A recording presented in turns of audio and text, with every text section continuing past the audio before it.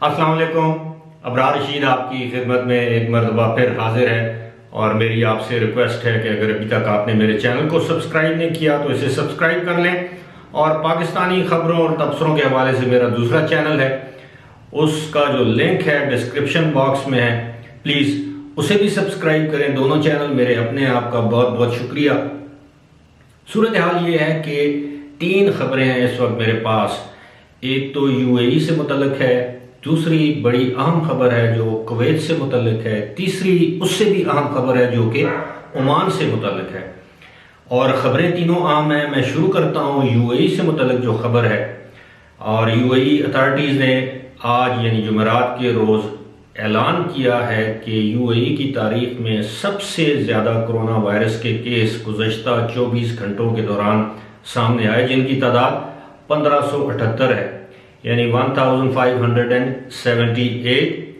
2 अमवात हुई हैं। इस तरह अब अमवात की कुल तादाद हो गई है 474, यानी 474। इसी के साथ साथ अब तक जो कोरोना वायरस के केसेस की कुल तादाद है यूएई में, उनकी तादाद है 1,20,710। साथ ही साथ दुबई अथॉरिटीज़ ने ये इस अज़्म का इजहार किया है कि कोरोना वायरस की जो वबा है उसके साथ निपटने की तो कोशिश की जा रही है, और हालिया जो लहर देखने में आ रही है उसकी बड़ी वजह यह है कि अब टेस्ट जो हैं वो बड़ी तादाद में किए जा रहे हैं। और गुज़श्ता 24 घंटों के दौरान भी जो अथॉरिटीज़ ने बताया है, जो टेस्ट किए गए हैं उनकी तादाद भी तकरीबन 1,10,000 से ऊपर है। सूरत हाल जो भी हो, लेकिन पूरी दुनिया में जिस तरह हम समझते हैं, पाकिस्तान, इंडिया, ईरान, दीगर जो यूरोपीय ममालिक हैं, बिलखुसूस स्पेन, जर्मनी, फ्रांस, यूके, यहाँ पर भी दोबारा वबा जन्म ले रही है। इसके हवाले से किसी दूसरे प्रोग्राम में मैं जिक्र करूँगा। फ़िलहाल मेरे सामने जो 2 अहम खबरें हैं, एक कुवैत में पाकिस्तानियों से मुतल्लिक है, दूसरी ओमान में न सिर्फ पाकिस्तानी बल्कि दीगर मुल्कों के शहरियों से मुतल्लिक भी है। सबसे पहले मैं जिक्र करूँगा कुवैत में एक अच्छी खबर है कुवैत के हवाले से कि इस वक्त पाकिस्तान से 600 के करीब जो हेल्थ प्रोफेशनल्स हैं, जो महकमा सेहत से वाबस्ता अफराद हैं या सेहत के शोबे से वाबस्ता अफराद हैं, 600 अफराद को कुवैत भेजा जा रहा है। उनमें से 221 अफराद जो पहले बैच में कुवैत जाएंगे 1-2 दिन के अंदर अंदर, और इन अफराद ने मुलाकात भी की है इस्लामाबाद में कुवैत के एम्बेसडर नसर अब्दुल्ला से, और साथ ही साथ उनके मौजूद थे, माफ़ कीजिएगा, इनका नाम है एम्बेसडर का नसर अब्दुर्रहमान, और इन्होंने मुलाकात की है वज़ीर आज़म के मुआवन खुसूसी बराए समंदर पार पाकिस्तानी जुल्फ़िकार अब्बास बुखारी, जिन्हें हम जुल्फ़ी बुखारी के नाम से जानते हैं। और मैं ये भी बताता चलूँ कि 13 साल बाद हुकूमती सतह पर ये पहला बैच होगा, ये पहले मुलाजिम होंगे जो कि कुवैत जा रहे हैं। लेकिन इससे पहले 13 साल के अंदर अंदर हुकूमती सतह पर कोई एक पाकिस्तानी भी कुवैत में नहीं गया। इससे ये जो 600 हेल्थ प्रोफेशनल्स को भेजने का मुआहदा है, ये इसी साल जुलाई में कुवैत के साथ हुआ था, और दोनों मुल्कों ने इस अज़्म का इरादा किया है कि दोनों आपस में ये बामी तावन जारी रखेंगे। अलबत्ता कुवैत के सफ़ीर ने इस मौके पर हुकूमत पाकिस्तान का शुक्रिया भी अदा किया कि वो कोविड-19 में कुवैत की लड़ाई के साथ उनका साथ दे रहे हैं। इसके अलावा जो खबर है वो ये है कि आप जानते हैं कि कुवैत और ओमान 2 ऐसे मुल्क हैं जहां पर बाकायदा कानून साजी की गई है। बाकायदा कानून साजी की गई है कि गैर मुल्कियों की जगह कुवैतियों को या ओमानियों को रखा जाए।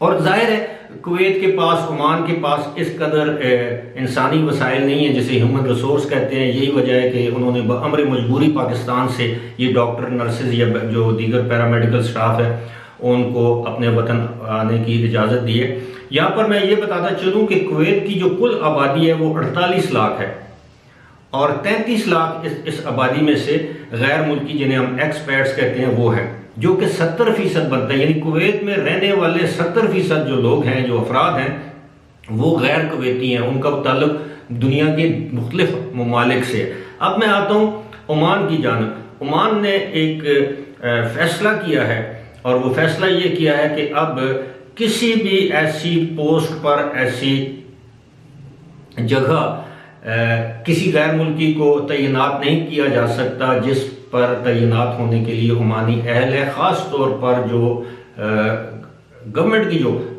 असामियाँ हैं, यानी गवर्नमेंट डिपार्टमेंट्स में जो लोग काम करते हैं, उनकी जगह यानी सुपरवाइजरी रोल जो होगा, मैनेजेरियल रोल होगा, वो सिर्फ और सिर्फ ओमानी शहरी ही उस पर तैनात होंगे, बाकी गैर मुल्कियों को वहाँ से निकाला जाएगा। इस वक्त तक मेरे पास जो एदाद व शुमार हैं, गुज़श्ता एक साल के दौरान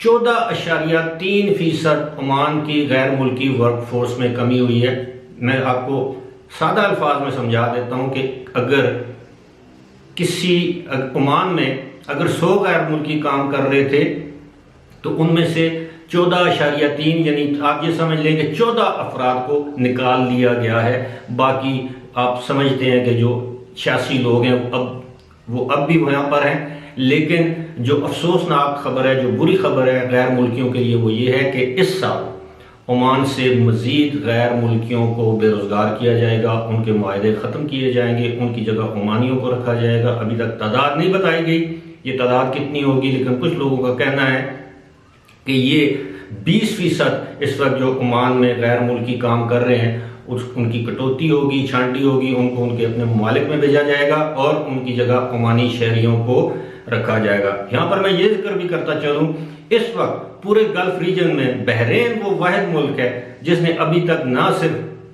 गैर मुल्कियों को बेरोजगार या बेदखल नहीं किया, बल्कि उनके वीज़ों में उनको सहूलत दी, उनकी माली मुआवनत कर रहे हैं, माली मदद कर रहे हैं, उनको हर तरह की सहूलियात फराम कर रहे हैं।